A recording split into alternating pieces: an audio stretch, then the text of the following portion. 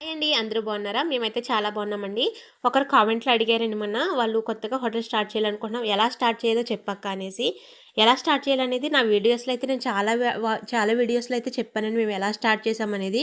మీరెలా స్టార్ట్ చేయాలనేది నేను చెప్పను గానీ, మేమెలా స్టార్ట్ చేసామనేది మటుకు ఈ వీడియోలో అయితే చెప్తానండి. వీడియో స్కిప్ చేయకోకుండా లాస్ట్ వరకు చూడండి. నచ్చితే గనుక లైక్ చేసి సబ్స్క్రైబ్ చేసుకోండి. హైదరాబాద్ వచ్చిన కొత్తలో మేము వేరే డ్యూటీ చేసుకునేవాళ్ళము. అది పోయిన తర్వాత ఏం చేయాలో అర్థం కాక ఇలాగ టిఫిన్ సెంటర్ అయితే స్టార్ట్ చేశామండి. ఒక ఆమె చెప్పింది ఇలాగ టీ షాప్ పెట్టుకుంటే బావుంటదనేసి. టీతో పాటు టిఫిన్‌లు కూడా పెట్టాము. ఇడ్లీ వేయడానికి, టిఫిన్‌లు వేయడానికి మా దగ్గర ఎలాంటి సామాన్లు లేవండి. కొద్దిగా ఒక స్టవ్ అయితే కొనుక్కున్నాము. తర్వాత ఒక చిన్న ప్లాస్కో కొనుక్కున్నామండి. తర్వాత ఇవి మిక్సీ పట్టుకోవడానికి చట్నీలు, ఇంకా పప్పులవి మిక్సీ పట్టుకోవడానికి ఒక చిన్న మిక్సీ ఒకటి కొనుక్కున్నాము. అంతేనండి. అంతకు మించి ఎక్కువ పెట్టుబడి ఏం పెట్టలేదు. ఒకవేళ హోటల్ సక్సెస్ అవ్వకపోయినా అవి ఇంట్లోకి పనిచేస్తాయి కదా అన్నట్టుగా అయితే తీసుకున్నామండి. మా దగ్గర అప్పుడు స్టవ్ కూడా ఉండేది కాదు. అందుకనేసి ఒక స్టవ్ అయితే తీసుకున్నాము. అంటే ఇంట్లో వాడుకునే చిన్నదే కాకుండా హోటల్‌లోకి వాడతారు కదా! అలాంటిదే సింగిల్ పొయ్యి ఉంటది కదండీ! అదైతే తీసుకున్నామండి. దాని మీదే ఇంట్లో వేసుకునే ఇడ్లీ బాక్స్ తోటే ఫస్ట్ అయితే ఇడ్లీ వేసుకున్నాము. ఒక 2 వాయిలు, 3 వాయిలు అలా అయితే వేసుకునేవాళ్ళమండి. అంటే ఒక 10 రేకులు, 10 ప్లేట్‌లు ఇడ్లీ అలా సేల్ అయ్యేది. ఇడ్లీతో పాటు పూరి కూడా వేసుకున్నాము. పూరి, ఇడ్లీ రెండే పెట్టేవాళ్ళమండి. ఎందుకంటే స్టార్టింగ్‌లోనే మనం ఎక్కువ ఐటెమ్స్ పెట్టేసి, ఎక్కువ సామాన్లు కొనేసామంటే గనక ఒకవేళ లాస్ అయితే గనక అంతా లాస్ అవుతాం కాబట్టి, కొన్ని కొన్ని కొనుక్కున్నామనుకో ఒకవేళ మనకి హోటల్ సక్సెస్ అవ్వకపోతే అవి ఇంట్లో కన్నా పనిచేస్తాయండి. అందుకనేసి మేము అయితే ఆ విధంగా అయితే స్టార్ట్ చేసాము. ప్లాస్కో కూడా పెద్దదేం కొనేయలేదండి. చిన్న ప్లాస్కో మనకి గ్లాసుది దొరుకుతది. రూ. 250, 300 అయితే ఉంటదండి. ఆ ప్లాస్కో తోటి టీ పెట్టేవాళ్ళము.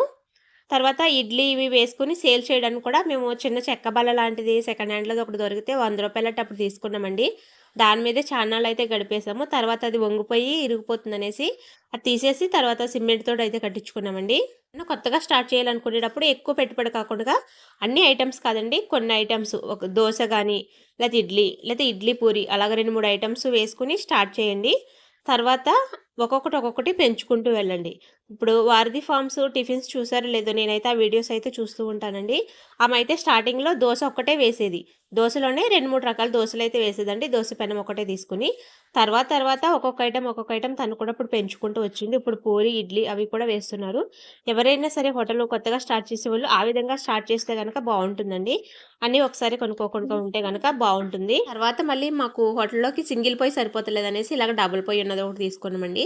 తర్వాత ఇంట్లోకి కూడా ఒకటి డబుల్ పొయ్యి ఉంటే బావుంటదనేసి తర్వాత ఇంట్లోకి ఒకటి తీసుకున్నాము. అలాగా ఒక్కొక్క ఐటెమ్ అయితే కొనుక్కుంటూ వచ్చామండి. కొన్ని రోజులు మిక్సీలో పట్టుకున్నామని చెప్పాను కదా! చట్నీలు, పప్పులవన్నీని. తర్వాత గ్రైండర్ కూడా మాకు సెకండ్ హ్యాండ్‌లో దొరికితే గ్రైండర్ కూడా తీసుకున్నామండి. గ్రైండరు, ఫ్రిడ్జు 2 కూడా ఒకసారి తీసుకున్నాము. సెకండ్ హ్యాండ్‌లో మాకప్పుడు 4000కేమో వచ్చినాయండి 2 కలిపి. ఆ గ్రైండర్ కూడా మేము చాన్నాళ్ళు వాడాము. గ్రైండర్ గానీ, ఫ్రిడ్జ్ గానీ చాన్నాళ్ళు వాడామండి. తర్వాత ఆ చిన్న గ్రైండర్ సరిపోతలేదనేసి తర్వాత పెద్ద గ్రైండర్ అయితే తీసుకున్నామండి.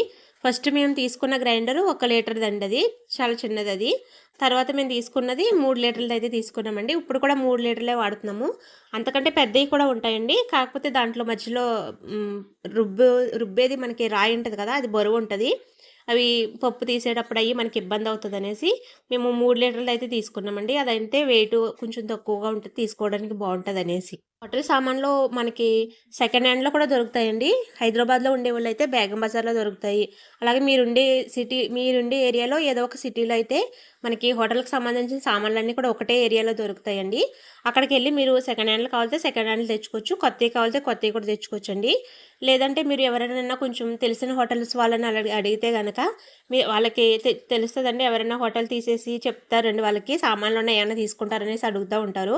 అలాంటి వాళ్ళని అడిగితే గనక మీకు సెకండ్ హ్యాండ్ లేక సామాన్లు ఎవరన్నా పెట్టి తీసేసిన వాళ్ళుంటే వాళ్ళ దగ్గర కూడా తెచ్చుకోవచ్చండి. మీకైతే అలాంటివైతే తక్కువకొస్తాయి. దానిలో లాభం ఎలా ఉంటుంది అంటే గనక బానే ఉంటుందండి లాభం. కష్టము అలాగే ఉంటుంది. లాభం కూడా అలాగే ఉంటుందండి. మనం ఇంట్లో వాళ్ళు చేసుకునేటట్లయితే మనకి ఎక్కువ లాభమైతే ఉంటుందండి. ఎవరినైనా మాస్టర్‌ని పెట్టుకొని చేసుకునేటట్లయితే మనకి లాభం అనేది అంత ఎక్కువ ఉండదండి.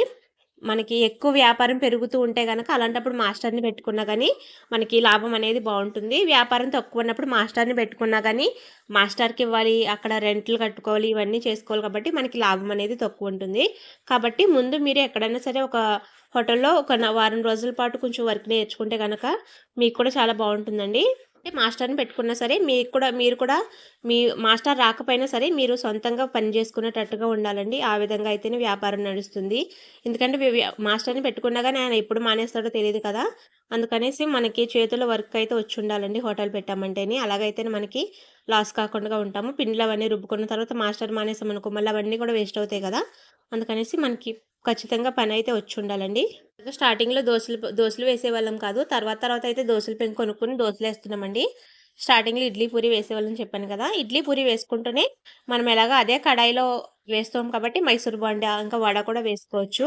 పెట్టిన స్టార్టింగ్‌లో మనకంత లాభం అయితే కనపడదండి. ఎందుకంటే మనము ఒక్కొక్కటి ఐటెమ్స్ కొనుక్కుంటూ ఉంటాం కదా! కొత్తవన్నీని. అందుకని మనకంత లాభం అనేది అనిపించదండి.